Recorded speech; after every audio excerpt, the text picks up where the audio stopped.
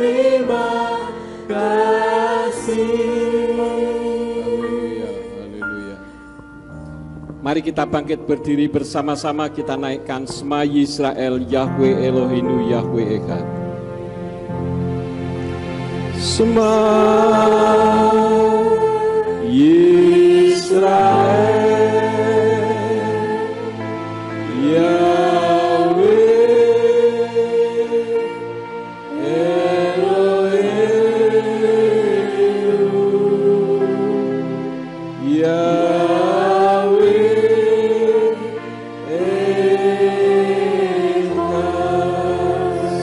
Indonesia, Shema Indonesia, Yahweh Eloheinu,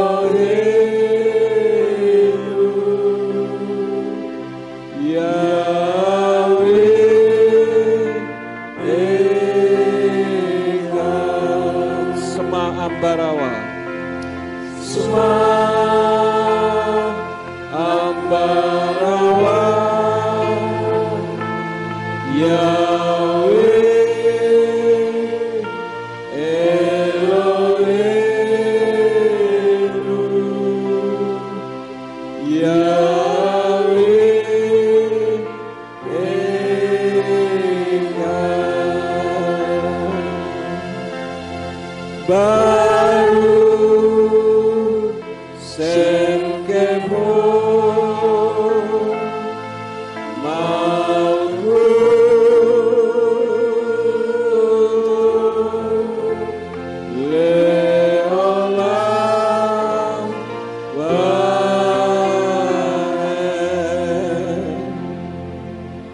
kami memperdengarkan Yisrael, Indonesia dan Ambarawa bahwa Tuhan pencipta alam semesta adalah Yahweh dan engkau harus menyembah hanya kepada Tuhan yang benar.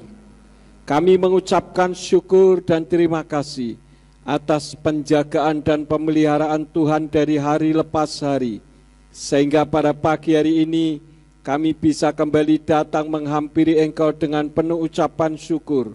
Kami telah memuji-muji dan meninggikan nama-Mu. Saatnya untuk kami mendengar isi hati Tuhan. Mari Roh Kudus, engkau urapi hamba-Mu, urapi setiap kami yang mendengar firman-Mu dengan urapan yang sama, agar firman yang ditaburkan dapat kami pahami dan kami mengerti, sebagaimana engkau memberikan pemahaman dan pengertian kepada hamba-Mu. Dan jika ada kuasa penguasa roh jahat di udara yang akan merebut kebenaran firman dari dasar hati dan pikiran kami, di dalam nama Adonai Yeshua HaMashiach kami perintahkan kau keluar, tinggalkan tempat ini. Tinggalkan setiap hati dan pikiran kami, karena hati dan pikiran kami hanya kami tujukan bagi kebenaran firman saja. Berikan kemampuan kepada kami bukan hanya untuk mendengar firman-Mu saja, melainkan juga melakukan di dalam kehidupan kami.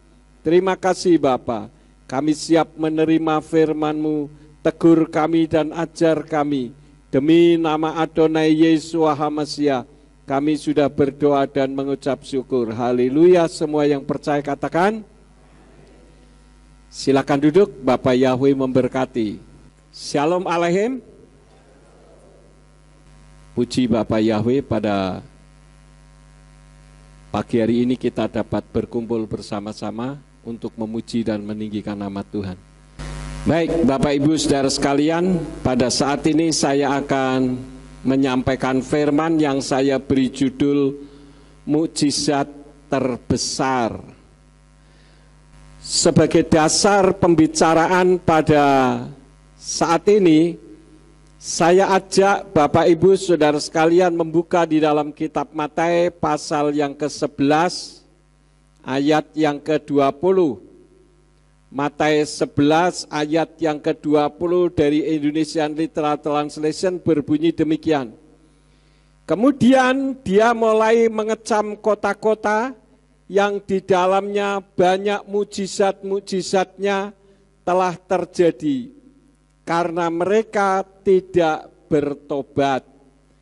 Di dalam kitab berbahasa Ibrani, di sana berbunyi Ashekel lagol kerpa al-hearim asher naasu betokan rof nifle otau welo safu, yang kalau diterjemahkan kata per kata atau interlinier berbunyi demikian.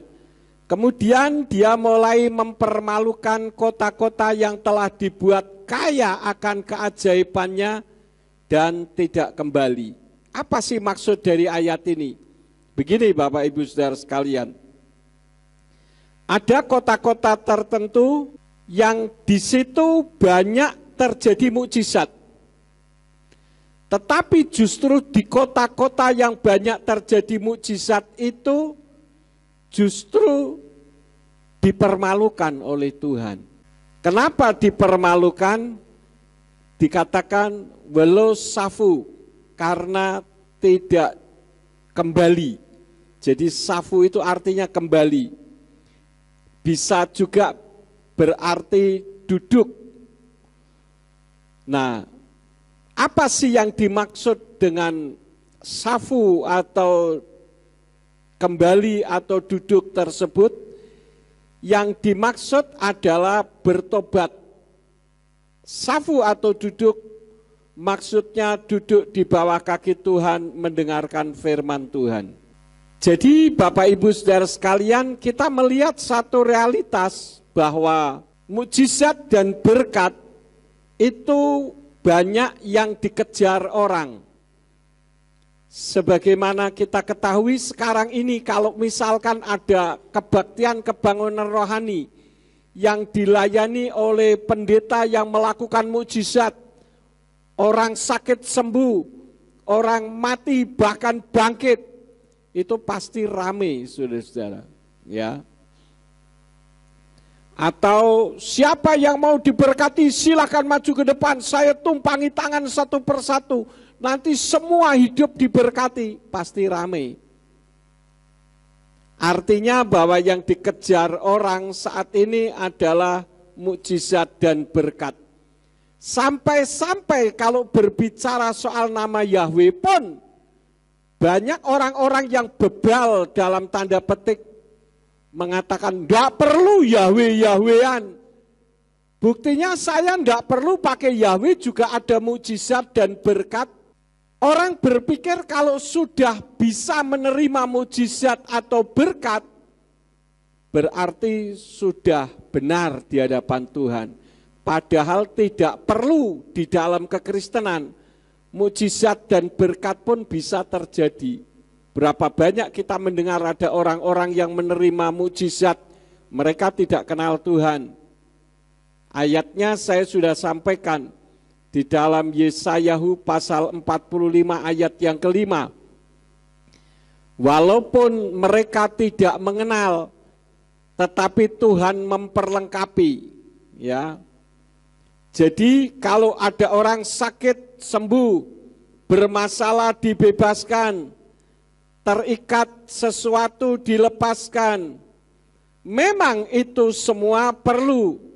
Tetapi menurut ayat ini yang terpenting adalah safu atau duduk di bawah kaki Tuhan. Dan duduk di bawah kaki Tuhan itu melambangkan pertobatan. Itulah sebabnya kalau kita membaca di dalam kitab Injil Lukas pasal yang ke-10 ayat yang ke-38 sampai 42, di sana dari Indonesian Literal Translation dikatakan demikian. Dan terjadilah ketika mereka melanjutkan perjalanan, dia pun masuk ke sebuah desa dan seorang wanita yang bernama Marta menyambut dia ke dalam rumahnya. Dan dia mempunyai seorang saudara perempuan yang disebut Miriam. Dialah juga yang sambil duduk di samping kaki Yesua mendengar perkataannya. Namun Marta terus-menerus disibukkan oleh banyaknya pelayanan. Dan sambil mendekat dia berkata, Tuhan, Tidakkah engkau peduli bahwa saudaraku membiarkan aku seorang diri melayani? Maka katakanlah kepadanya supaya dia membantu aku. Namun sambil menanggapi, Yesua berkata kepadanya, Marta, Marta, engkau khawatir dan disusahkan oleh banyak hal. Tetapi satu hal yang perlu, dan Miriam telah memilih bagian yang baik yang tidak akan diambil daripadanya. Kalau direkonstruksikan begini saudara-saudara, Yesua datang ke rumah saudara, ada dua perempuan di situ, yaitu Marta dan Miriam. Begitu tahu Yesua datang ke rumahnya, maka si Marta ini berusaha melayani, membuatkan minum, menyiapkan sesuatu, mungkin masak dan sebagainya. Saya mau tanya kepada saudara, apa yang dilakukan Marta baik atau tidak? Baik dong. Masa ada tamu dibiarkan saja, dianggurke istilahnya. Tentu kalau ada tamu ya dilayani. Biasanya yang terpenting adalah soal makan dan minum. Coba saja kalau enggak usah jauh-jauh deh, saya saja ya. Kalau misalkan datang ke rumah saudara, saya kadang mikir saudara-saudara. Karena kalau saya satu hari datang ke 5 tempat, berarti 5 gelas harus masuk di perut saya. Paling tidak seperti itu. Karena itu saya sudah sering kali katakan, kalau saya datang ke rumah saudara, enggak usah mikirkan Pak Yakub mau dikasih minum apa, enggak usah. Kita ngobrol saja, ya, itu sudah senang sukacita bagi saya. Ada banyak orang yang seperti itu, dan itu baik, karena itu merupakan satu tradisi yang bisa dilestarikan. Tetapi lihat-lihat pengecualian kalau Yakub Sulistyo yang datang ke rumah saudara, nggak usah mikirkan itu. Yang penting pokoknya kita ngobrol, ya. Kalau ada hal-hal yang perlu didoakan ya didoakan begitu. Jadi apa yang dilakukan Marta itu baik atau tidak? Baik. Ya. Tetapi Miriam dia tidak mau poseng. Begitu Yesua datang, dia duduk di bawah kaki Tuhan, dia dengerin firman yang disampaikan. Baik atau tidak? Baik, tapi kalau menurut Marta baik atau tidak? Tidak baik, ngapain? Sudah tahu saya sibuk, bukannya bantuin, kok santai duduk. Tetapi duduknya Miriam di bawah kaki Tuhan, di dalam perspektif Ibrani itu menunjukkan pertobatan, karena dia mau mendengarkan firman. Demikian pun pada saat ini saudara duduk di depan saya. Ini ada banyak motivasi saudara-saudara. Orang datang ke gereja itu banyak motivasi. Ya daripada nganggur di rumah lah. Misalkan. Daripada ngantuk-ngantuk di rumah ya ke gereja lah. Karena sudah terbiasa kalau hari Minggu pergi ke gereja misalkan. Yang belum punya pasangan, ya siapa tahu ada kumbang yang mendekat, lumayan. Itu benar atau tidak sebetulnya? Ya benar juga. Tetapi itu bukan menjadi hal yang paling utama. Ya. Nah, yang menjadi pertanyaan sekarang, kenapa orang mengejar berkat jasmani dan mukjizat?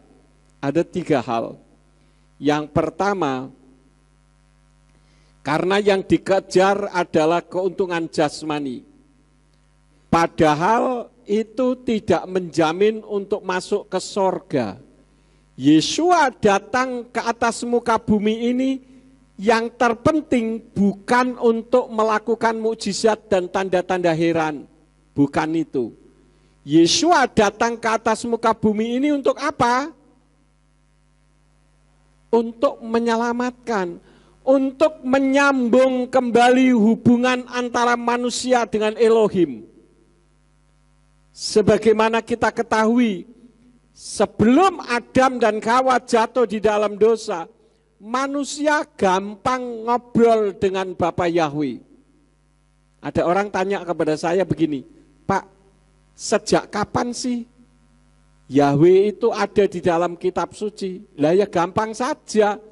Sejak Adam dan Hawa ngobrol sama Tuhan, kan Tuhannya Yahweh. Masa Tuhan tidak disebut namanya?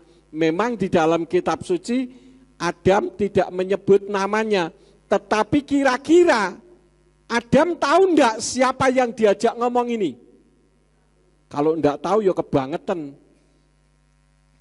Orang kalau ketemu di jalan saja ngobrol-ngobrol, oh ya ngomong-ngomong, Bapak, Ibu namanya siapa ya? Kan begitu. Kalau kita kenalan, ketika salaman yang ditanya apa? Kamu kerjanya di mana? Gitu kah? Enggak kan? Yang ditanya namanya siapa? Nah ini Adam dan Hawa ngobrol sama Tuhan. Masa enggak tahu siapa yang diajak ngobrol? Saya katakan di dalam Kejadian pasal 4 ayat yang ke-1 itu pertama kali nama Yahweh ditulis. Kalau di atas-atasnya memang ada, tetapi itu komentar dari Mose. Kain itu artinya ada nama Yahweh di situ. Nanti bisa dibaca di dalam Kejadian 4 ayat 1. Jadi Bapak Ibu Saudara sekalian, orang pergi beribadah itu banyak sekali motivasi. Tetapi kalau tujuan kita beribadah supaya mendapat mukjizat dan berkat, saya katakan saudara salah alamat. Tetapi mukjizat dan berkat bisa terjadi, memungkinkan atau tidak? Memungkinkan. Saya berkali-kali dapat mukjizat, berkali-kali saya mau meninggalkan dunia ini, belum jadi karena Tuhan masih izinkan saya untuk melayani. Itu karena mukjizat, saudara-saudara. Artinya pada saat kita beribadah, mukjizat dan berkat bisa saja terjadi. Gereja ini ada juga karena mukjizat. Kalau enggak mukjizat, enggak mungkin. Kita membangun gereja ini membutuhkan ratusan juta loh saudara-saudara. Kalau dihitung-hitung termasuk biaya tukang dan sebagainya itu hampir mendekati 1 M dulu. Dulu ya. Saya sendiri heran dengan mukjizat yang Tuhan berikan. Mungkin pendeta besar juga belum pernah mendapatkan seperti apa yang saya dapatkan. Ketika awal mau membangun, saya diminta untuk memberikan seminar di Gunung Salak di daerah Bogor sana. Begitu pulang saya dikasih berkat cash dalam bentuk uang sekebung 60 juta. Saya pakai untuk bangun. Itu pertama kali. Kemudian dapat lagi 100 juta, 200 juta. Ketika pembangunannya sudah selesai, sudah berhenti, ya berkatnya berhenti. Ya, kalau enggak nanti saya jadi kaya raya dong. Apalagi zaman sekarang ini kan banyak orang cemburu kalau ada pendeta kaya. Pendeta kaya boleh atau tidak? Tapi banyak yang cemburu loh saudara-saudara. Pendeta kok jamnya Rolex? Jam Rolex itu harganya 250-an juta. Ya kalau saya sih jam sama saja. Yang penting kan tepat. Betul enggak saudara-saudara? Mau jamnya Rolex kalau enggak tepat juga percuma. Malah jam saya 10 menit lebih cepat. Tujuannya supaya saya datang ke gereja enggak terlambat. Nah, kedatangan Yeshua HaMashiach ke atas muka bumi itu bukan untuk melakukan mukjizat dan berkat, tetapi Yeshua melakukan mukjizat dan berkat. Betul enggak? El-Azhar misalkan, Lazarus, Dia sudah mati berapa hari ya? Berapa hari? 4 hari. Itu sudah bau kalau orang, saudara-saudara. Masih bisa dihidupkan kembali. Itu mukjizat. Berkat ketika dia memberi makan berapa ribu orang? 5.000 orang dengan 5 roti dan 2 ikan. 5.000 orang itu cuma laki-laki loh, saudara-saudara. Dan saya melihat laki-laki dan perempuan di dalam perkumpulan Yesua lakukan lebih banyak perempuan. Saya melayani bukan hanya di Ambarawa, sudah keliling kemana-mana sampai ke Amerika pun sama saja. Perempuan lebih banyak dari laki-laki. Coba sekarang pagi ini dihitung aja, perempuan lebih banyak daripada laki-laki. Kalau ditulis 5.000 orang laki-laki, perempuannya katakanlah 5.000 samalah 50-50, itu sudah 10.000. Masa dengan 5 ketul roti dan 2 ekor ikan dibagi 10.000 orang, belum anak-anak. Saupel-upel, saudara-saudara. Bagaimana mungkin bisa mengenyangkan, tetapi kitab suci katakan bisa sisa berapa bakul? 12. Kenapa sisanya kok 12? Kenapa enggak 10 atau 13? Karena murid Yesua ada 12. Sisanya ini bakul-bakulan, saudara-saudara. Yang kalau dimakan satu orang enggak habis. Dari 5 ketul roti dan 2 ekor ikan. Artinya bahwa mujizat dan berkat bisa terjadi. Tetapi yang diutamakan adalah sikap hati dan motivasi. Kalau kita membaca di dalam kitab Matius 7 ayat yang ke-21 sampai 23 dari Indonesian Literal Translation, di sana dikatakan, bukan setiap orang yang berkata kepadaku Tuhan, Tuhan, dia akan masuk ke dalam kerajaan sorga, melainkan dia yang melakukan kehendak Bapakku yang di sorga. Melakukan kehendak Bapakku yang di sorga ini adalah sufu, duduk di bawah kaki Tuhan, bertobat. Banyak orang akan berkata kepadaku pada hari itu, pada saat penghakiman, Tuhan, Tuhan, bukankah dalam namamu kami telah bernubuat, dan dalam namamu kami mengusir setan, dan dalam namamu kami melakukan banyak mujizat. Ini kan yang dicari orang. Tetapi ayat 23 katakan, dan pada waktu itu aku akan menyatakan kepada mereka, aku tidak pernah mengenal kamu, nyala daripadaku kamu yang mengerjakan kedurhakaan. Durhaka. Anak durhaka itu anak yang tidak mengakui orang tuanya. Bapak rohani kita, Bapak sorgawi kita itu punya nama dan namanya adalah Yahweh. Tetapi aneh kalau di Indonesia nama Yahweh dianggap sesat. Ini menunjukkan ketidaktahuannya. Saya ingin beritahu kepada saudara, banyak sekali orang yang sudah mengenal nama Bapak Yahweh. Tetapi ketika bermasalah dengan temannya, meninggalkan gereja, kembali ke gereja yang menyebut nama sesembahan lain, saya menilai bahwa orang ini tidak mengerti kebenaran. Paham saudara-saudara? Saya tidak memaksa orang harus ibadah di tempat ini, tidak. Karena ini gereja bukan milik saya. Gereja ini adalah milik Bapak Yahweh. Tetapi kalau misalkan saudara terjadi benturan, saudara pindah ke gereja, apalagi yang menyebut nama sesembahan lain, percuma. Yang menyebut nama Yahweh saja kalau di dalam hatinya ada kepahitan, percuma datang beribadah kepada Tuhan. Kitab suci katakan kalau engkau mau mempersembahkan sesuatu kepadaku, tetapi engkau ada ganjalan terhadap sesamamu, berdamai dulu dengan mereka, baru datang kepadaku. Artinya jangan sampai membawa kepahitan hati. Paham saudara-saudara? Percuma kita ibadah kalau membenci.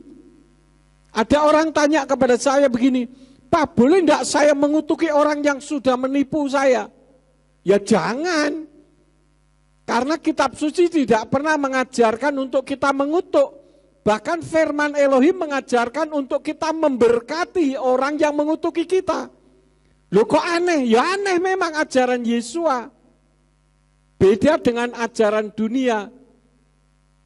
Justru saya seringkali katakan bahwa kejahatan itu hanya bisa dikalahkan dengan kebaikan. Kalau kejahatan dikalahkan dengan kejahatan, maka kualitas dan kuantitas kejahatan itu akan semakin besar.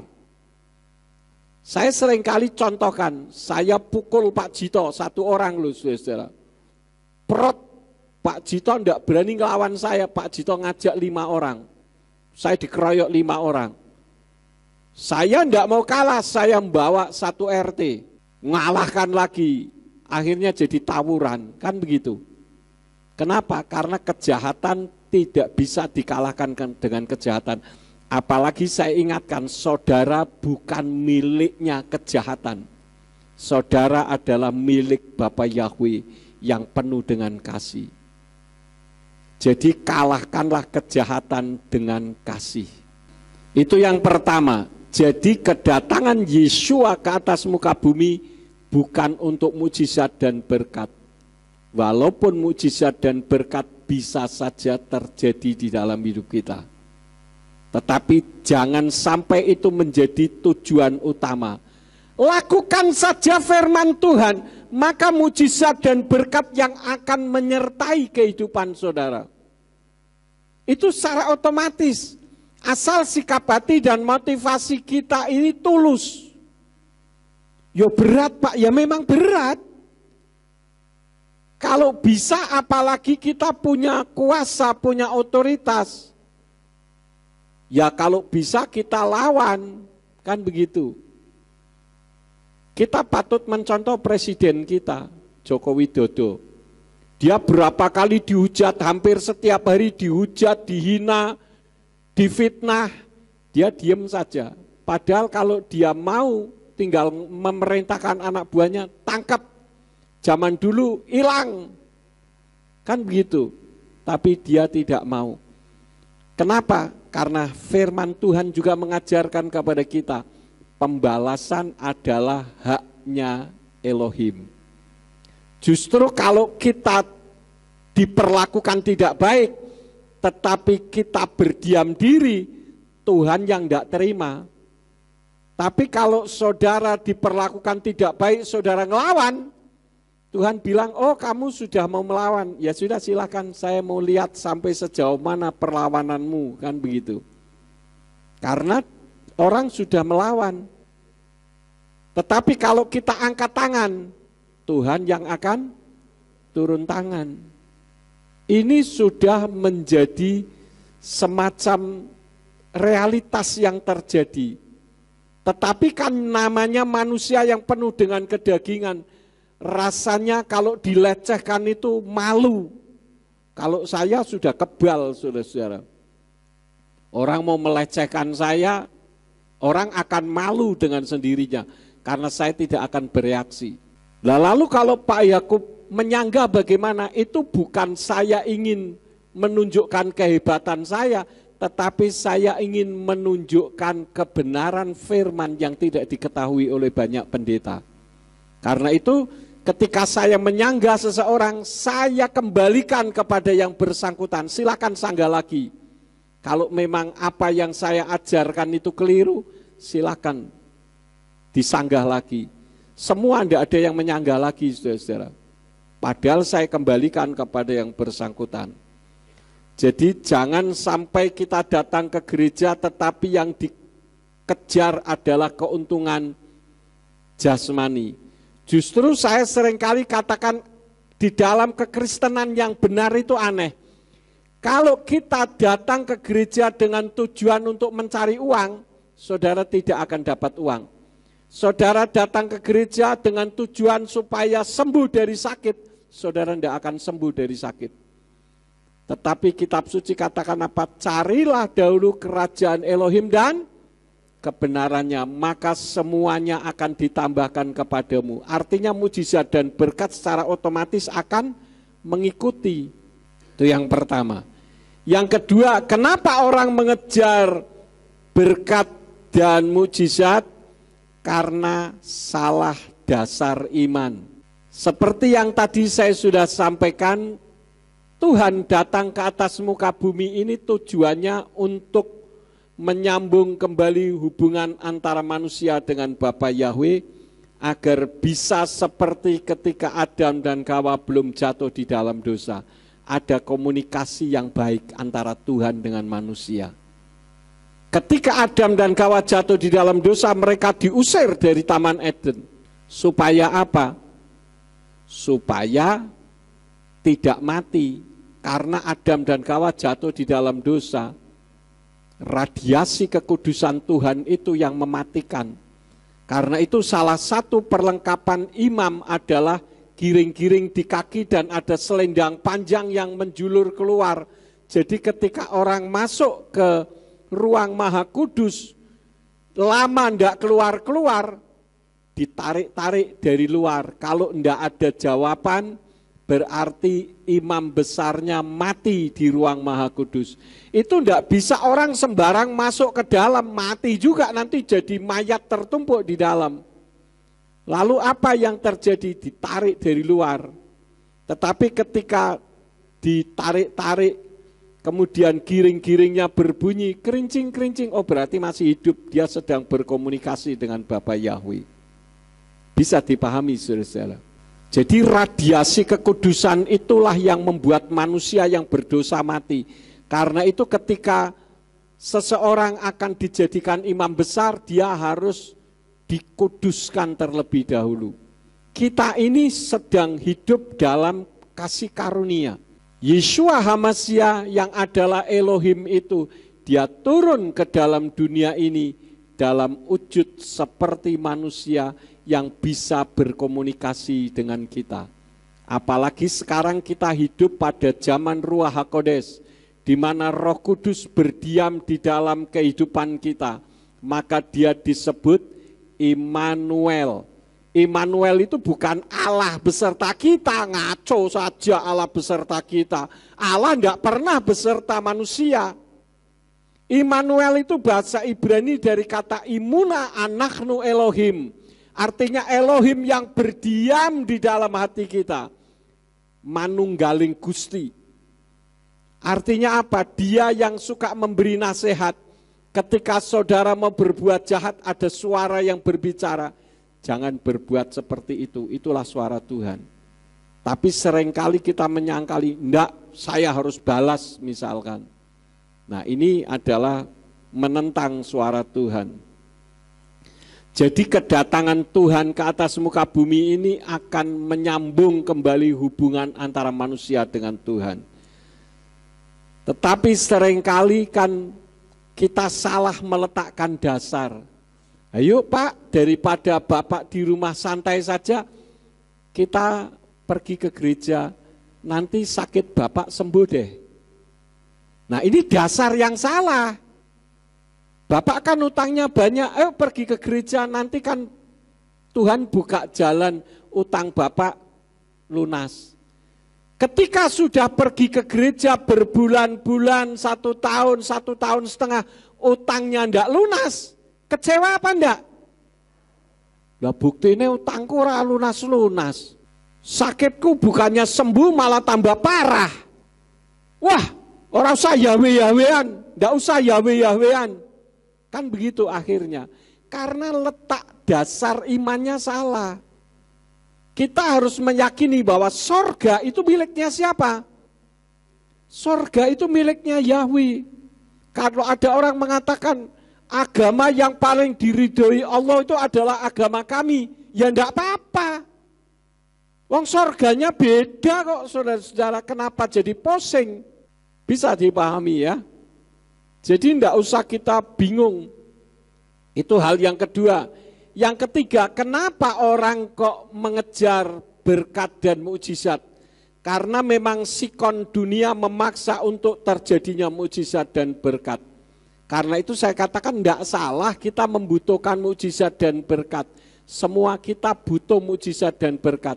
Siapa yang butuh mujizat dan berkat, tolong angkat tangan. Oh, yang enggak angkat tangan berarti enggak butuh. Saya butuh mujizat dan berkat. Saudara butuh mujizat dan berkat?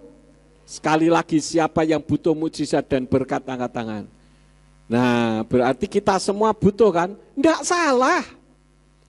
Tetapi itu jangan dijadikan hal yang paling utama. Otomatis kalau kita mengasihi Tuhan, kita duduk sofu, kita bertobat, maka mujizat dan berkat yang akan mengikuti kita.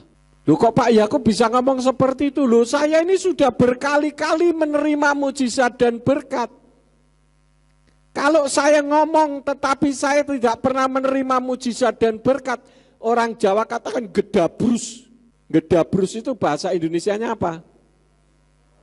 Bohong, bullshit. Saya tidak bohong, saya menerima mujizat berkali-kali, saudara-saudara. Hal-hal yang dipikir secara nalar manusia tidak mungkin, saya seringkali menerima itu. Tetapi memang situasi dan kondisi dunialah yang memaksa. Tetapi kalau kita kembali ke kitab Matius pasal 11 ayat yang ke-21, yang penting dan terbesar adalah safu, duduk di bawah kaki Tuhan, atau pertobatan. Artinya apa? Kembali berfokus kepada Tuhan. Nah, jangan orang berpikir dengan menggunakan nama Allah itu berarti tidak bermasalah. Saya katakan sangat amat bermasalah. Dulu waktu awal-awal saya mengenal nama Bapak Yahweh, saya dulunya kan menolak, saudara-saudara. Seminggu saya menolak. Saya bilang, apa Yahweh, orang tidak sekolah Alkitab kok ngajari saya. 1 minggu saya menolak keras. Tetapi kemudian saya berdoa, Tuhan, saya belum pernah mempelajari secara khusus tentang nama. Tolong kalau ini merupakan satu kebenaran, Tuhan singkapkan, baik secara teologis, historis, biologis, dan sebagainya. Dan saya bernazar, kalau memang ini benar, saya akan berdiri di depan apapun yang terjadi, saya akan bekerja sama dengan Ruach HaKodes untuk mengubah Indonesia. Dan ternyata benar, saudara-saudara. Ya sudah, mau enggak mau. Makanya orang ngomong, Pak Yakub kok ngomongnya soal nama melulu. Emangnya enggak ngerti sama yang lain? Ya enggak apa-apa, orang dikatakan enggak ngerti, enggak masalah bagi saya. Tetapi itu merupakan bentuk penggenapan nazar saya kepada Tuhan. Dan terbukti tahun 2001, saya pelongo-pelongo sendirian kanan kiri, toleh kanan kiri, enggak ada. Tidak ada orang yang menyembah Bapak Yahweh. Sementara orang yang menyembah Allah, kalau bisa saya dikeletak, saudara-saudara. Ya. Tetapi saya tidak peduli karena itu merupakan bentuk penggenapan nazar saya. Dan sekarang sudah banyak. Bahkan tanggal 23 April kita akan punya cabang di California, saudara-saudara. Dan ini saya sudah konsolidasi, tanggal 22 baptisan pembaruan. Kemarin ketika iklan itu, flyernya saya kirimkan, langsung ada yang telepon dari Manado. Pak, saudara-saudara saya ada beberapa di Los Angeles. Coba nanti saya akan upayakan untuk bisa datang. Mudah-mudahan tempatnya tidak jauh. Memang Los Angeles ini sangat besar, saudara-saudara. Itu baru Los Angeles, belum California. 6 jam perjalanan naik mobil itu masih California. Jadi kalau di Indonesia, California itu seperti Jawa Tengah begitu.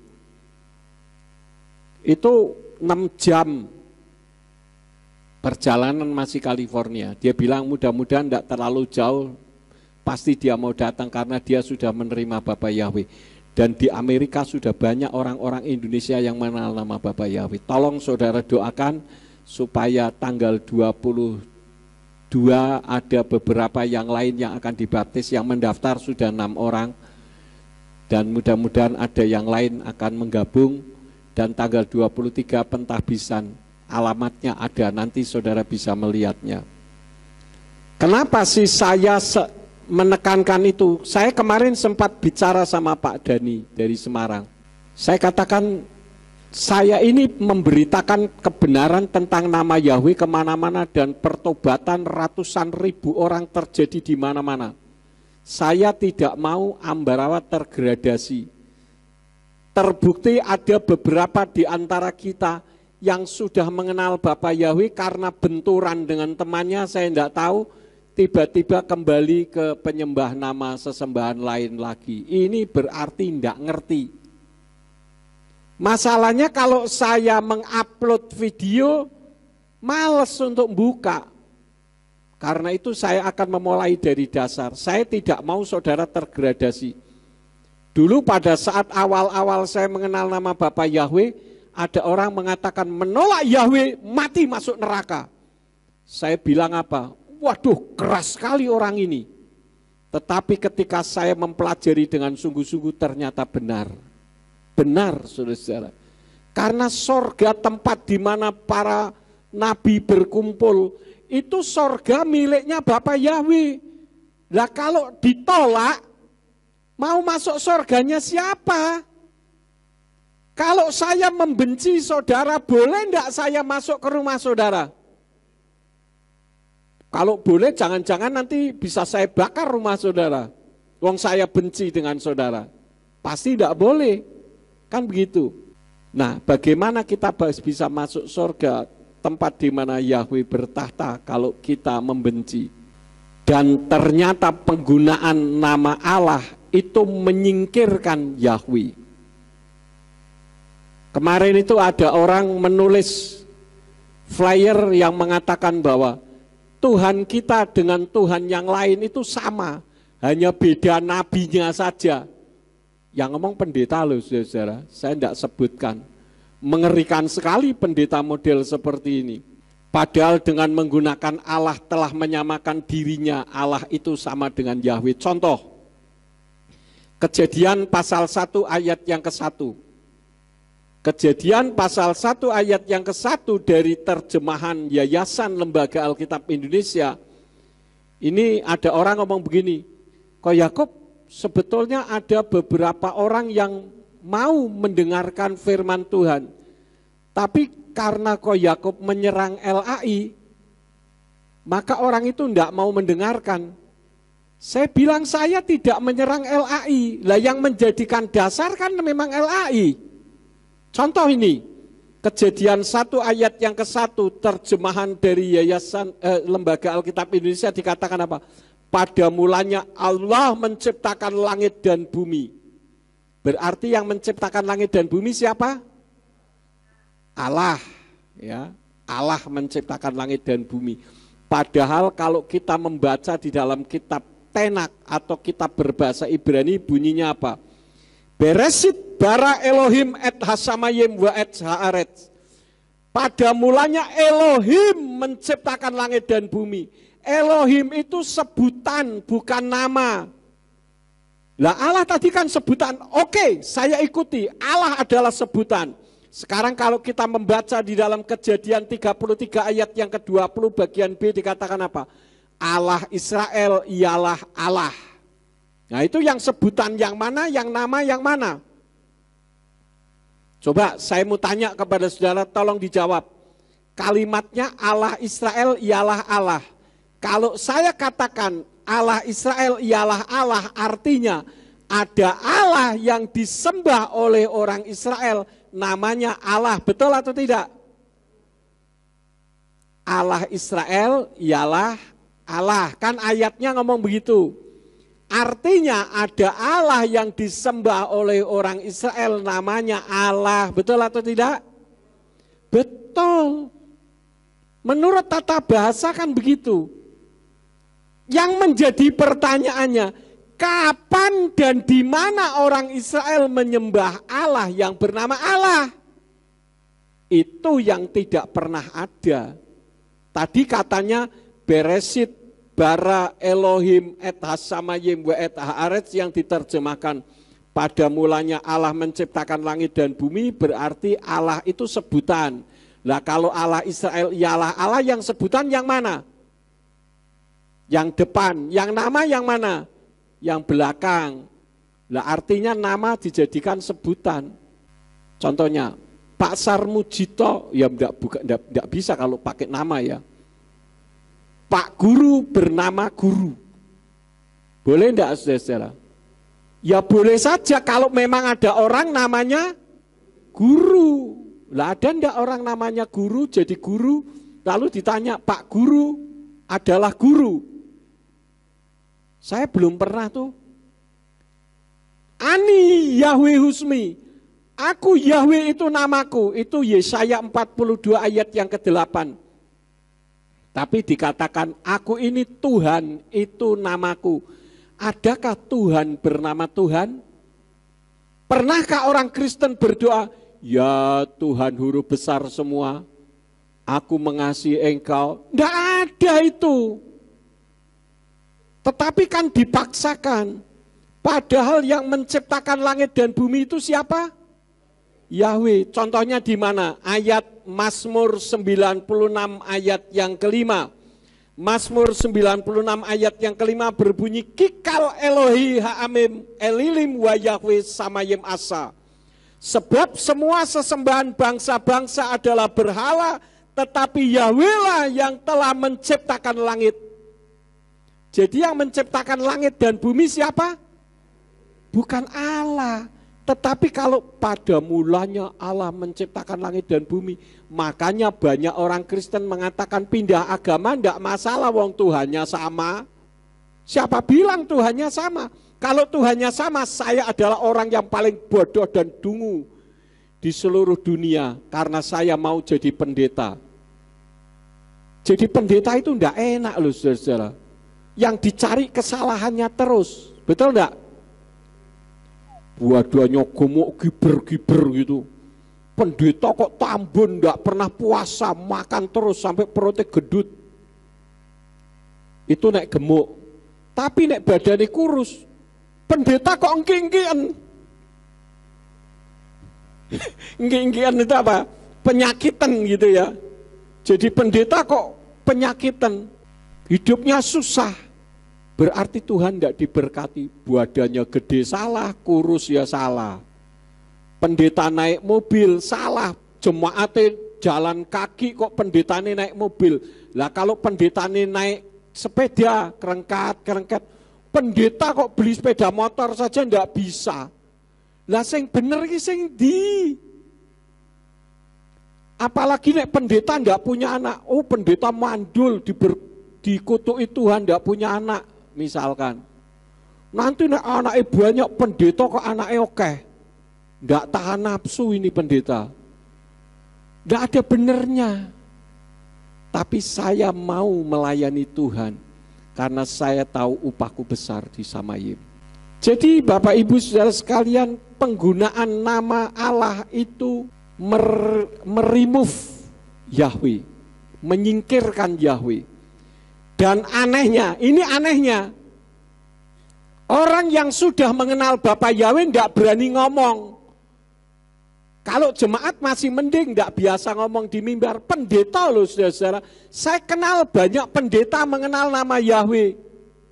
Tetapi ketika sudah bicara soal Yahweh, bungkam mulutnya, tidak berani. Tetapi orang-orang yang menggunakan nama Allah yang tidak ada di dalam kitab suci saja berani ngomong. Masa yang palsu saja berani wow. Masa yang benar mingkem. Mingkem itu tutup mulut ya. Seharusnya justru yang asli itu yang berani ngomong. Seperti saya. Enggak usah takut saudara-saudara. Coba ngomong sama sebelah. Jangan takut ngomong Yahweh. Wong yang bener kok takut. Banyak pendeta-pendeta yang sudah ngerti, saya katakan bernyali tikus. Nyali tikus itu kan kalau ada suara kersek sedikit langsung ngumpet gitu. Tidak ada masalah. Saudara bisa lihat YouTube saya kalau mau. Berapa banyak saya bicara soal nama Yahweh dan saya katakan LAI salah. Saya sekolah S3 itu diajari untuk berani berkata tidak atau salah, saudara-saudara. Biasanya orang kalau ditanya begini, berarti Pak Yakub menyalahkan LAI? Ya enggak, bukan begitu. Kan biasanya orang jawab begitu, kalau saya tidak. Berarti Pak Yakub menyalahkan LAI? Yes, karena memang terjemahannya ngaco. Ada Tuhan Allah, Tuhannya huruf besar di depan, Allahnya di belakang. Ada yang Tuhan Allah, Tuhannya yang huruf besar yang di belakang bolak-balik bikin orang bingung. Dan saya ketemu orang LAI itu sudah 3 kali secara formal, official. Jadi bukan berarti saya berkoar-koar di luar, saya tidak berani berhadapan dengan Yayasan Lembaga Alkitab Indonesia. Saya ngomong keras, menurut saya tidak keras, tapi banyak orang menganggap saya menyerang. Buktinya LAI tidak ngapa-ngapain tuh. Kalau memang saya salah, saya sudah pasti dibawa ke pengadilan. Dan saya mengharapkan ke pengadilan, biar kita membuktikan yang mana yang benar. Jadi tidak ada yang perlu ditakutkan. Karena penggunaan nama Allah berarti menyingkirkan Yahweh. Contoh yang lagi, Yohanan 17 ayat yang ketiga. Inilah hidup yang kekal itu, yaitu bahwa mereka mengenal Engkau satu-satunya Allah yang benar, dan mengenal Yesus Kristus yang telah Engkau utus. Ini mengandung 2 makna. Mengenal Tuhan satu-satunya Allah yang benar, artinya Allah adalah satu-satunya Tuhan. Benarkah Allah itu satu-satunya Tuhan? Yang kedua, Yesus Kristus yang nama aslinya Yeshua HaMashiach hanya utusan Allah. Hanya utusan Allah. Masih bagus orang Islam dong, menyembahnya langsung kepada Allahnya. Orang Kristen menyembah hanya kepada utusannya. Orang Islam sendiri katakan bahwa orang Kristen itu yang disembah anaknya, saya yang disembah, yang saya sembah bapaknya. Ya bagi saya tidak masalah, saya menghormati umat Islam karena memang Allah tertulis di dalam Al-Quran. Nah Allah di dalam kekristenan kan tidak ada. Wadah Pak, di terjemahnya LAI, yaitu kan terjemahnya LAI yang diterjemahkan oleh Abdullah bin Abdul Qadir Munshi yang notabene adalah orang Islam. Kalau saya boleh katakan ini produk gagal. Seperti dulu ada mobil yang produk gagal kan ditarik dari peredaran, digantikan yang baru. Penggunaan Allah telah menggeser dan membuang Yahweh dan menjadikan Allah sebagai Tuhan pencipta. Yang menjadi pertanyaannya, kalau kembali ke 1 Tawarikh 16 ayat yang ke-36, benarkah Allah itu satu-satunya Tuhan? 1 Tawarikh 16 ayat 36 dari terjemahan Yayasan Lembaga Alkitab Indonesia dikatakan, terpujilah Tuhan huruf besar semua, Allah Israel dari selama-lamanya sampai selama-lamanya. Maka seluruh umat mengatakan amin, pujilah Tuhan huruf besar semua. Ini mengandung pengertian 2 hal. Yang pertama, Tuhan huruf besar semua itu Allah. Yohanan atau Yohanes 17 ayat yang ketiga, Allah hanya saja itu Tuhan. Lalu yang benar yang mana? Hanya T-nya saja yang huruf besar atau yang Tuhan huruf besar semuanya? Ini kan bingung saudara-saudara. Kemudian di dalam Yekeskel 39 ayat yang ke-29, terjemahan dari Yayasan Lembaga Alkitab Indonesia katakan, aku tidak lagi menyembunyikan wajahku terhadap mereka. Kalau aku mencurahkan rohku ke atas kaum Israel, demikianlah firman Tuhan Allah huruf besar semua. Benarkah Allah huruf besar semua itu roh? Di situ dikatakan kalau aku mencurahkan rohku ke atas kaum Israel, demikianlah firman Tuhan Allah huruf besar semua. Artinya benarkah Allah huruf besar semua itu roh? Kita tahu bahwa Allah itu zat, bukan roh. Yang roh adalah Yahweh. Sekarang bagaimana kitab di dalam 1 Tawarikh 16 ayat yang ke-36 di dalam kitab berbahasa Ibrani. Di sana berbunyi baruah Yahweh Elohim Yisrael min haolam wa ad haolam wa yamru kalha'am amen wa halel la Yahweh. Yang kalau diterjemahkan, diberkatilah Yahweh Elohim Yisrael dari kekal sampai kekal. Maka seluruh umat mengatakan amin, terpujilah Yahweh. Jadi sudah mereplace personal name menjadi personal name yang lain. Sedangkan Yekeskel 39 ayat yang ke-29, Yekeskel 39 ayat 29 di dalam kitab berbahasa Ibrani berbunyi, Velo astir ot panai mehem asher, sefakti et ruhi al bait neum Adonai Yahweh. Kalau diterjemahkan bunyinya, dan aku tidak akan lagi menyembunyikan wajahku terhadap mereka, karena aku telah mencurahkan rohku ke atas keluarga Israel, firman Tuhan Yahweh. Jadi jelas perbedaannya antara Yahweh dengan Allah ini, saudara-saudara. Karena itu kita datang ke gereja untuk pertama menyelidiki firman. Makanya kalau ke gereja jangan ngantuk-ngontak-ngantuk saja. Ini kursi di depan banyak kosong. Kita perlu banyak belajar dari orang Islam. Umat Islam kalau pergi ke masjid pertama kali datang duduknya di mana? Di mana, di depan atau di belakang? Kalau orang Kristen duduknya di mana? Lah kok pinter? Kenapa duduk di belakang? Supaya ngantuk enggak ketok, Pak. Kelihatan dari sini, saudara. Makanya perlu juga orang khotbah pelan-pelan. Saudara-saudara, kaget dia. Padahal kelihatan dari sini. Saya kan sudah ngomong dari dulu, saya itu punya kerinduan tahu ya. Kepengen sing nemen gitu loh ya. Setiap kali jemaat datang ibadah, kursi depan diisi. Lah kok ini yang diisi kok selalu di belakang itu loh. Maka saya pikir-pikir sekali waktu perlu mimbarnya tak pindah di belakang. Perlu enggak mimbarnya saya pindah di belakang? Nah kalau enggak perlu minggu depan duduk depan. Mau? Ojo ngomong tok. Pendeta juga begitu loh saudara-saudara. Ya, kemarin ada rapat pembubaran panitia Saresehan. Duduk sudah disiapkan kursi, yang datang terlambat ngambil kursi di belakang. Karena itu dulu saya pernah ngomong, kalau mau rapat kursi sudah dipersiapkan sejumlah orang, itu kursi-kursi yang ditumpuk itu diikat. Ngerti diikat? Tujuannya apa?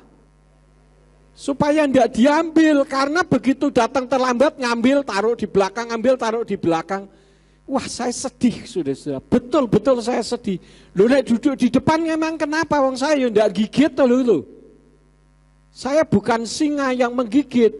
Kok seneng duduk di belakang itu loh. Saya lanjutkan lagi, tinggal sedikit lagi. Tadi ada Yohanan 17 ayat yang ketiga, sekarang saya membaca di dalam bahasa Ibraninya dan terjemahan yang benar. Yohanan 17 ayat yang ketiga saya baca yang salahnya dulu ya.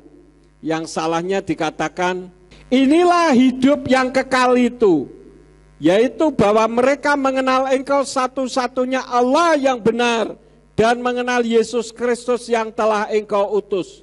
Kalau saya membaca dalam bahasa Ibraninya berbunyi, Uma kaye olam asyer yedu otka ki ata levatka et emet wa et Yeshua hamasya asyer salakta. Yang kalau diterjemahkan bunyinya, dan inilah hidup kekal itu, bahwa mereka mengenal Engkau satu-satunya sesembahan yang benar, dan Yeshua Hamasya yang telah Engkau utus. Loh kok podoe yang telah Engkau utus? Perhatikan, Yeshua Hamasya ketika turun ke dalam dunia ini dalam peran tiga berganda. Saudara harus mempelajari lagi tentang peran tiga berganda. Saudara ketik saja peran tiga berganda di YouTube maka akan keluar. Di situ Yeshua dalam kapasitas sebagai manusia yang sempurna yang tidak berdosa, sebagai pattern, sebagai contoh. Karena itu Yeshua adalah pribadi yang tidak bisa berdosa karena tidak ada dosa di dalam dirinya. Ya. Tetapi Yeshua bukan berarti bukan Tuhan. 1 Yohanan 5 ayat yang ke-20 membuktikan bahwa Yeshua itu Elohim. Ada orang mengatakan begini di internet, ya. Zakir Naik bilang gini, coba buktikan orang Kristen, kalau Yesus mengatakan aku Tuhan sembahlah aku, maka aku akan jadi Kristen. Saya bilang enggak perlu jadi Kristen kalau hanya jadi Kristen ingin mengatakan bahwa kalau Yesus Tuhan sembahlah aku berarti aku menyembah Yesus. Saya bisa katakan Zakir Naik berarti bukan manusia. Kenapa? Karena dia tidak pernah mengatakan aku manusia, dengarkan aku. Kan gitu. Pernahkah kita mendengar Zakir Naik mengatakan aku manusia, dengarkan aku? Tidak pernah kan? Tapi saya mengakui Zakir Naik itu manusia karena ciri-ciri manusia ada dalam dirinya. Yesua tidak pernah mengatakan aku Tuhan sembahlah aku, karena memang ciri-ciri Tuhan ada di dalam dirinya. Dan yang minta disembah adalah setan, bukan Tuhan. Ketika Yesua dicobai, setan ngomong apa? Kalau engkau bersembah sujud kepadaku, maka segala kemuliaan dunia ini akan aku berikan kepadamu. Ini kata-kata kurang ajar, saudara-saudara. Setan punya apa? Setan tidak punya apa-apa. Pak, lah kalau ada orang pergi nyupang, buktinya dapat sesuatu itu bagaimana? Itu setan bukan memberi, setan mencuri dari yang lain berikan kepada saudara. Saudara berdosa double. Dosa saudara datang bersembah sujud kepada setan, yang kedua saudara jadi tukang tadahnya setan. Paham? Jadi jangan lagi pergi ke dukun-dukun. Percuma. Karena kalau dukun itu memang orang pinter, dia kaya raya dan dia bisa tahu masa depan. Buktinya banyak dukun yang tidak tahu masa depan mati juga. 1 Yohanes 5 ayat yang ke-20 dikatakan wayatnu ki ben haol Elohim bahwa yiten lanu lahaskil oto asyer hu amen welo anaknu asyer hu amen hu Yeshua hamasya beno zehu Elohi amen wekayeat. Yang kalau diterjemahkan, dan kita mengetahui bahwa Putra Elohim sedang datang dan dia telah mengaruniakan kepada kita akal budi, supaya kita dapat mengenal yang benar dan berada di dalam yang benar di dalam putranya, Yeshua Hamasya. Dia adalah Elohim yang benar dan hidup yang kekal. Jadi Yeshua itu Elohim, saudara-saudara. Tuhan yang benar dan kekal. Jadi sekaranglah waktunya orang-orang yang mencari kebenaran mulai memberanikan diri untuk meremove atau meninggalkan Allah dari kekristenan. Karena tidak ada kaitannya dengan kekristenan.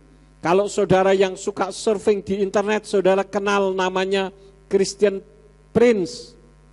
Christian Prince ini adalah debater orang Kristen Arab yang awalnya dia sekolah ingin menjadi hakim yang mengadili orang-orang Kristen.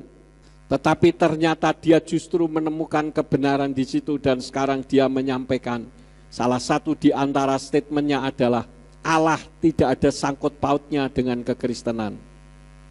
Jadi jangan seperti oknum yang sekarang ini terjadi, yaitu orang tanah merah yang sudah menjadi korban tidak bersedia direlokasi.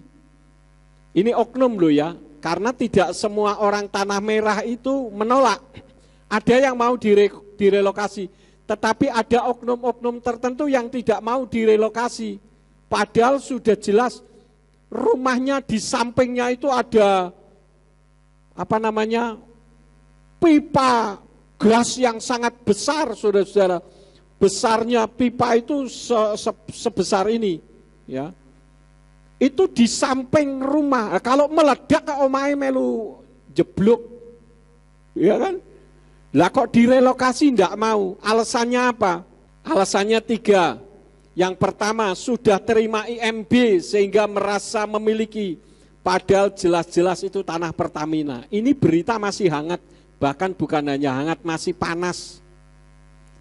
Ya. Gara-gara IMB maka mereka merasa memiliki, dan yang membuat IMB ini yang harus bertanggung jawab. Yang kedua, karena sudah lama sehingga dianggap menjadi miliknya.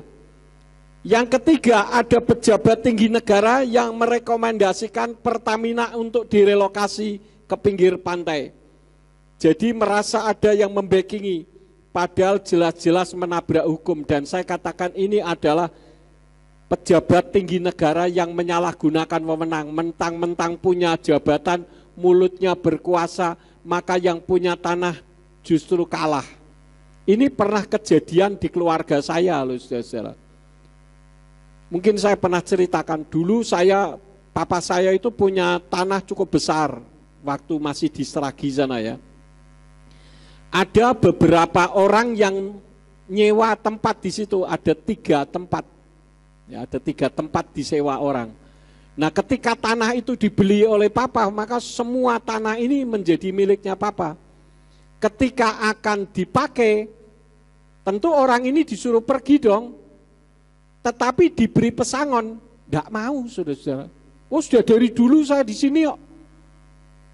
Lah anehnya, pergi ke pengadilan, oknum pengadilan, saya katakan oknum ya, oknum pengadilan main uang.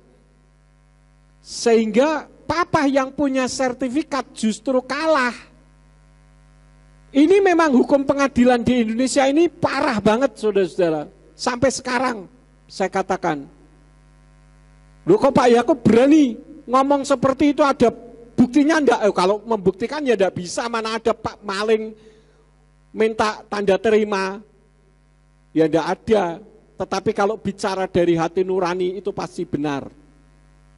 Yang merah jadi putih, putih jadi merah, hitam jadi kuning, yang penting duit. Makanya ada mafia, pengadilan, ya. Kamu mau dihukum berapa tahun?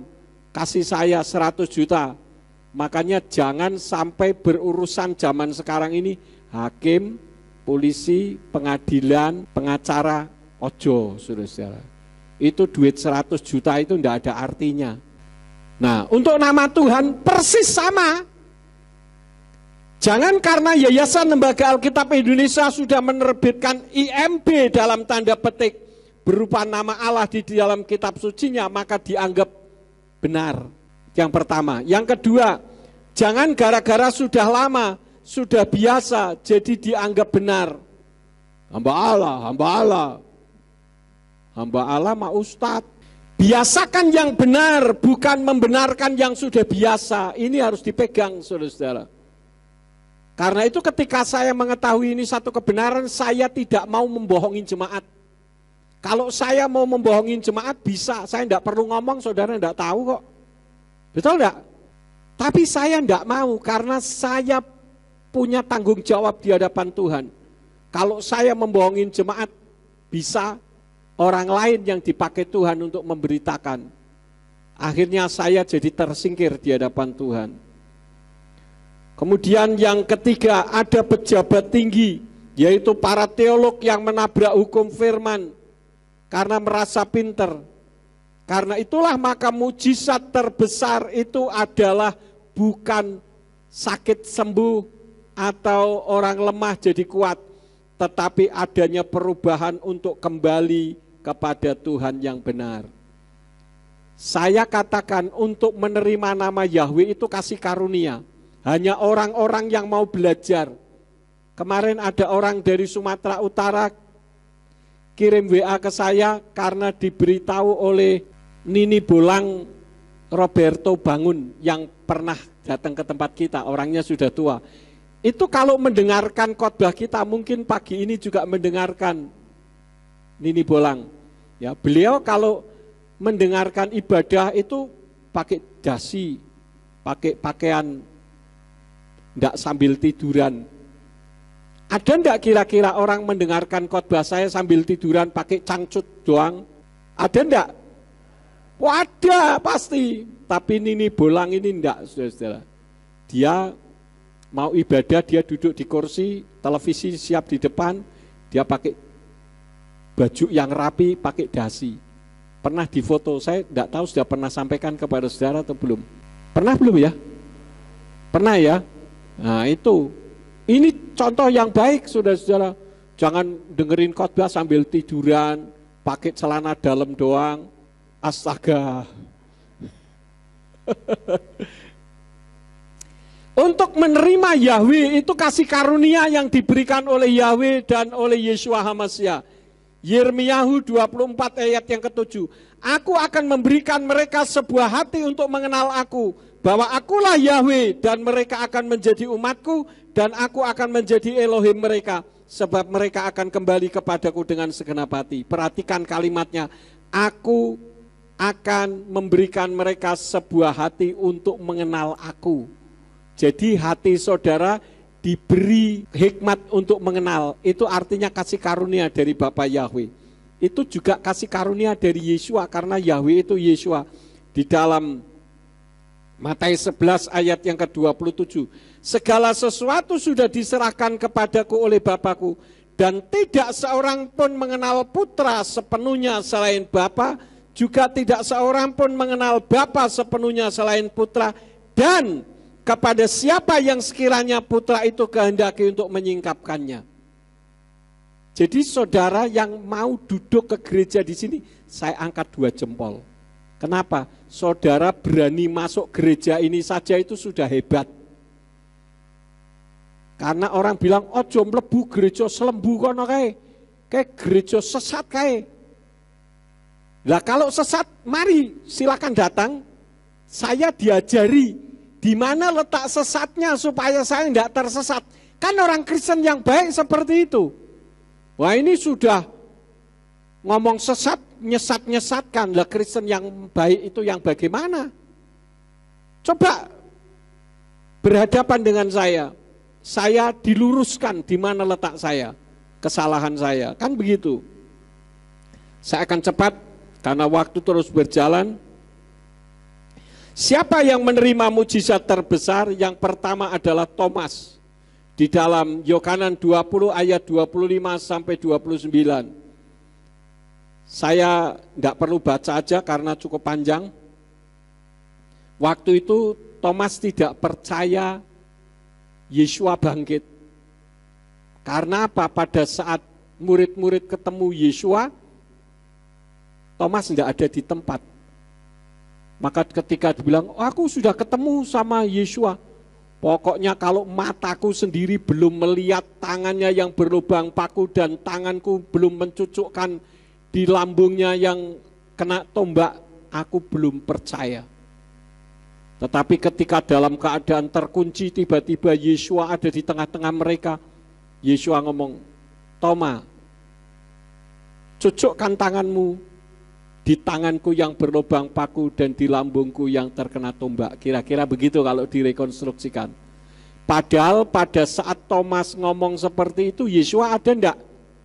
Enggak ada. Tetapi kenapa Yeshua tahu? Karena dia Tuhan, dia Maha Tahu. Ini juga mengandung makna saudara punya kerinduan hati apa? Saudara utarakan kepada Tuhan, yang penting saudara ada pertobatan. Maka suara saudara bahkan masih di dalam hati pun Tuhan tahu. Dia lebih tahu saudara daripada saudara mengetahui diri saudara sendiri. Itu yang pertama. Yang kedua, Kepa atau Petrus. Dia menerima perubahan hati. Ketika Thomas melihat Yeshua, Thomas hanya katakan apa? Aku percaya kepadamu. Berbahagialah mereka yang tidak melihat tetapi percaya. Itu kata Yeshua. Karena Thomas percaya karena dia melihat. Saudara tidak pernah melihat Yeshua tetapi saudara percaya. Itu yang luar biasa. Yang kedua, Kepa. Kepa itu menyangkali Yeshua loh. Artinya apa? Dia murtad. Ketika dilihat anak kecil, oh dia kan yang bersama-sama dengan orang itu. Oh enggak, aku enggak kenal dia. Ini murtad saudara-saudara. Tetapi kemudian dia bertobat. 1 Kepa 3 ayat 14 sampai 17 ini penting saya baca. Namun berbahagialah jika sekiranya kamu menderita juga karena kebenaran, dan janganlah menjadi takut akan ancaman mereka, bahkan jangan pula digelisahkan. Bukankah dia takut ketika ada anak kecil mengatakan, kamu kan yang bersama-sama dengan dia? Kan takut. Kenapa Kepa juga bisa menulis dalam kitab seperti ini? Karena dia penuh dengan Roh Kudus. Minta roh Tuhan menjamah hidup saudara. Sehingga walaupun saudara menghadapi tantangan masalah sekalipun, saudara tidak meninggalkan Tuhan. Apakah Pak Yakub menjamin bahwa apa yang diajarkan itu yang paling benar? Yes. Saya berani katakan apa yang saya ajarkan adalah yang paling benar. Karena saya ambil dari kitab berbahasa Ibrani yang tidak mungkin salah. Bukan karena saya, no, saya tidak ngerti apa-apa, saya bukan siapa-siapa. Yang terakhir, Saul, Rabi Saul, di dalam kisah 9 ayat 17 dan 18, dia dulu membenci Yeshua, tetapi ketika dia berjumpa dengan Yeshua, terjadi perubahan hati, dia akhirnya berubah. Nah, inilah mukjizat yang terbesar. Jadi perhatikan, mukjizat yang terbesar adalah ketika saudara menerima Yahweh Elohim sebagai Tuhan pencipta langit dan bumi, dan dia yang turun ke bumi dalam wujud seperti manusia, yaitu Yeshua HaMashiach, dan dia yang berdiam di dalam kita, yaitu Ruach HaKodes yang disebut Immanuel. Itulah mukjizat yang terbesar. Bukan sakit sembuh, masalah dibebaskan, bukan itu, walaupun itu adalah mukjizat juga. Tetapi satu ayat yang terakhir, jangan sampai kita menggenapi kitab Matius 19 ayat yang ke-30. Dan banyak yang pertama akan menjadi yang terakhir, dan yang terakhir yang pertama. Jadi jangan sampai orang baru lebih maju rohaninya daripada saudara. Dari dulu seperti ini terus. Dulu tidak bisa berdoa, sekarang ya tetap tidak bisa. Besok juga tidak bisa, kapan-kapan juga tidak bisa. Kalau ditanya, Yeshua juga tidak pernah berubah dahulu, sekarang, dan sampai selama-lamanya. Yeshua tidak berubah karena kasihnya tidak berubah, bukan karena dia tidak bisa berbuat apa-apa. Pertahankan kebenaran yang sudah diterima, kejar mukjizat terbesar, yaitu tetap memegang kebenaran. Mukjizat-mukjizat yang lain itu sangat mudah Tuhan lakukan di dalam kehidupan saudara.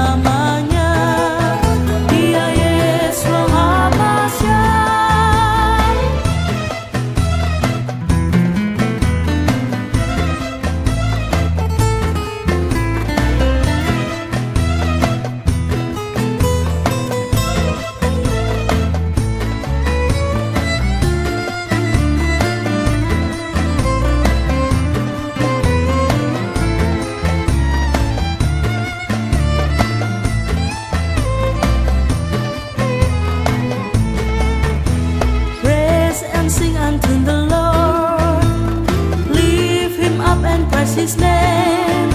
He is King of all kings. Let us praise Elohim Israel. So this praise throughout all the earth. This creator of the world. Yahweh Sebaot is His name. Yahweh Sebaot is His name. He is coming to the earth to give His word to us. Set the people of the world. He is Yeshua HaMashiach.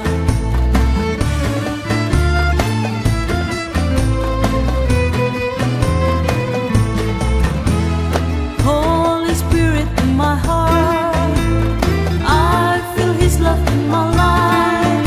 He has anointed me, in Him I will rejoice.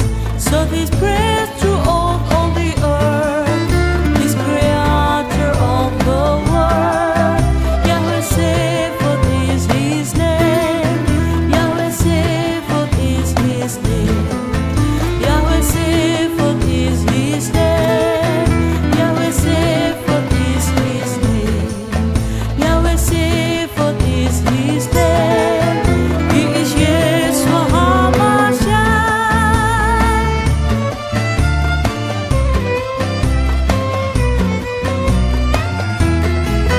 He is coming to the earth to give His word to us. Set the people of the world. He is Yeshua HaMashiach. So this praise throughout all earth. This creator of the world. Yahweh Sebaot is His name. Yahweh Sebaot is His name. Yahweh Sebaot is His name. Yahweh Sebaot is His name. Yahweh Sebaot is His name. He is Yeshua HaMashiach.